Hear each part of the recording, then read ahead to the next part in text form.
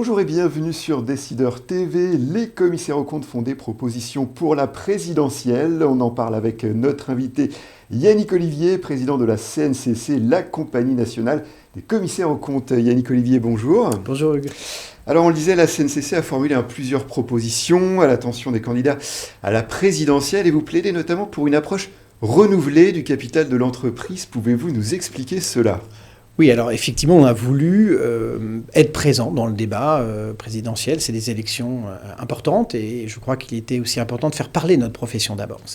Au-delà de nos propositions, c'était l'occasion de rencontrer l'ensemble des candidats, leurs équipes, et évoquer les sujets économiques. Mettre en avant la profession dans le cadre de ce grand rendez-vous citoyen, c'est ça ? Mettre en avant surtout aussi la faire connaître, parce que bon, on a quand même aujourd'hui l'effet de la loi PAC qui est quand même très présent et qui impacte notre profession de manière significative. Il était important de rappeler aussi à quel point on gère et on combat cette disparition, ces pertes de mandat auxquelles nous devons faire face, et en même temps tout le rôle qu'on a joué au moment du Covid, qui finalement a démontré l'utilité absolue du commissaire aux comptes, y compris dans les PME. Ouais. Et donc il fallait refaire passer ce message-là auprès des candidats, c'était très important. Ouais.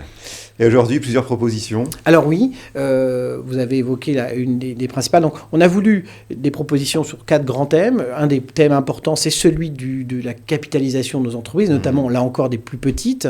On voit bien que, pour en avoir beaucoup parlé avec nos interlocuteurs, avec le gouvernement, mais aussi les parties prenantes qu'on a, le Covid a redémontré encore le fait que nos entreprises, pour réindustrialiser, pour créer notre indépendance, il nous fallait des entreprises avec un capital renforcé, mais pour renforcer le capital des entreprises, il faut des dispositifs qui nécessitent de la confiance et de la transparence. Et là, c'est nos propositions vont te dire oui, il faut des dispositifs simples, il faut donner l'opportunité aux petites entreprises d'accéder aux augmentations de capital, au renforcement de leurs fonds propres, mais la contrepartie de ça, en tout cas les conditions de réussite de ça, c'est le fait que le commissaire aux comptes puisse être présent justement pour apporter de la confiance, aussi bien pour les dirigeants qui vont rentrer dans cette dynamique, que pour ceux, et notamment je pense aux épargnants, qui vont donner la confiance de l'utilisation de leurs fonds pour aller vers ces entreprises. Et là, il y a tout un dispositif que l'on propose avec des dispositifs de sécurité.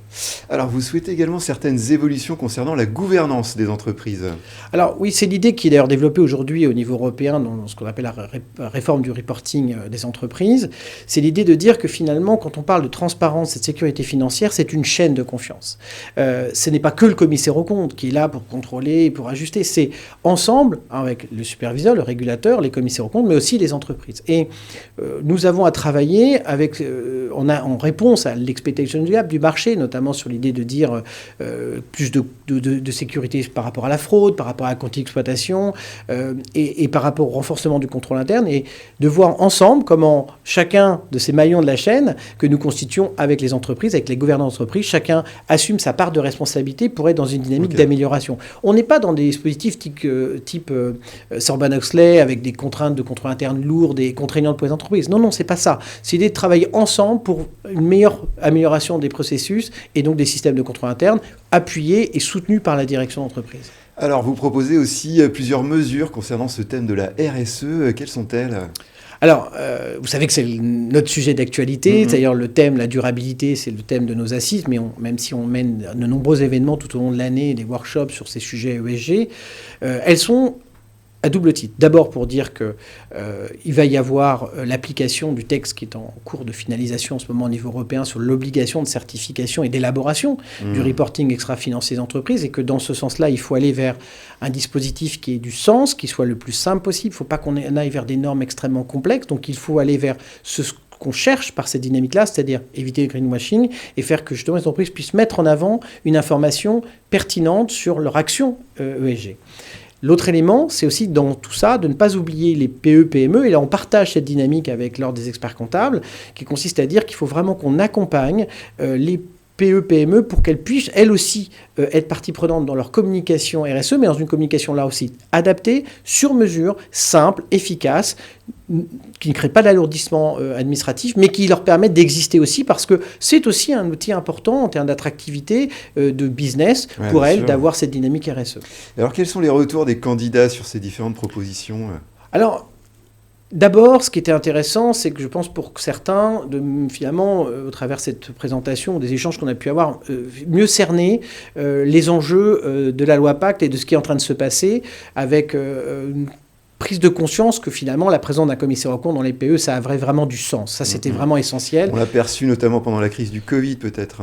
Oui, alors la crise Covid, puis elle n'est pas finie parce qu'au-delà du Covid, il y a eu ensuite la relance. Et là aussi, avoir des relais de confiance dans la relance, dans les projets d'investissement, dans l'assurance dont on a besoin justement sur la bonne affectation des subventions ou des aides qui sont données, c'est aussi important. Vous avez le sentiment d'être entendu sur ces sujets On l'espère. En tout cas, ce qui est sûr, c'est qu'il fallait agir, il fallait être présent. Ce qu'on a fait, c'est qu'on a non seulement échangé avec les équipes, aussi on a fait, vous savez, régulièrement des événements où on a invité toute la profession à venir écouter l'échange entre moi et le candidat ou son représentant pour montrer voilà, qu'on était présent. Et l'autre retour important, c'est que je crois qu'ils ont conscience que dans le monde un peu incertain dans lequel nous sommes aujourd'hui, on revient à l'idée qu'il finalement apporter de la sécurité, apporter de la confiance, c'est important. C'est important, on le voit, hein, on est dans un milieu en ce moment avec l'Ukraine, vous voyez, on se pose beaucoup de questions autour des enjeux, des flux financiers, etc. Et ben, finalement, on a besoin de cette transparence et de sécurité.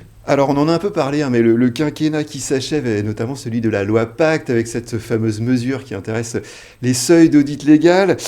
Quel serait votre message aux candidats sur ce sujet particulièrement sensible pour les auditeurs? Je crois que ça a été notre premier message, hein, c'est celui qu'on a donné, c'est de dire, regardez, cette loi PAC qui imposait un relèvement des seuils n'est peut-être pas forcément une bonne idée et que l'histoire a montré que ce n'était pas une bonne idée. Et donc le message qu'on leur a passé, c'est de dire, regardez l'importance d'avoir un commissaire aux comptes dans les PE-PME. On n'a pas insisté sur le seuil. En soi, le seuil, c'est un outil. L'essentiel, c'est l'utilité du commissaire aux comptes dans les PE. C'est ça qu'on a dit. Technique, mais voilà, par contre, le commissaire aux comptes est indispensable. Faisons les choses dans l'ordre. L'ordre, c'est d'abord de réexpliquer, de démontrer pourquoi ça avait du sens d'avoir des commissaires aux comptes dans les PE et leur dire, regardez concrètement pourquoi on est utile, à quoi est-ce qu'on apporte, et d'ailleurs, pourquoi un nombre d'entreprises, près de 50%, vous savez, ont fait le choix de nous garder. Le problème, c'est qu'il y a les 50 autres pourcents qu'on a perdus et qu'on est en train de perdre, et pour lesquels il est absolument nécessaire. Et donc, la question, au-delà donc, du seuil, c'est la question du sens de notre présence, et de voir comment on peut réinstaurer la présence du commissaire aux comptes dans ce tissu économique pour l'accompagner justement dans ses projets dans l'avenir. Et alors, est-ce que vous avez l'espérance que les lignes bougent sur ce sujet des seuils pour le prochain quinquennat? On espère toujours. De toute façon, on se bat, on se défend, on fait de la pédagogie, on explique. Je pense qu'on a déjà des indices positifs. Il y a eu les dispositifs, vous savez, dans la loi 3DS qui a fini par être votée, qui a prévu la nomination au premier euro des commissaires aux comptes dans les sociétés commerciales de sociétés économiques mixtes. Donc ça bouge déjà. Ça bouge un peu dans les associations, vous savez, lorsqu'il y a des fonds issus de l'étranger, les attestations dans le monde des Galim. Là, en ce moment, on est en train de travailler sur un texte sur la présence des commissaires aux comptes spécifiques dans le cadre des EHPAD, vous savez, suite au scandale. Donc, on voit bien que dès qu'il y a de la complexité ou besoin de sécurité, ils pensent à nous. Déjà, ça, c'est important. C'est un signal positif, effectivement. Oui, ce sont des signaux. Maintenant, attention, ne nous réjouissons pas. Continuons le travail, soyons didactiques, pédagogues, et continuons à démontrer notre utilité. Et c'est pour ça aussi que la compagnie continue les travaux via son groupe de travail spécifique sur la mission du commissaire aux comptes dans les PE et l'accompagnement des professionnels sur ces sujets. Très bien, merci pour cette intervention Yannick Olivier. C'était l'interview du Monde du Chiffre. À très bientôt sur Décideur TV.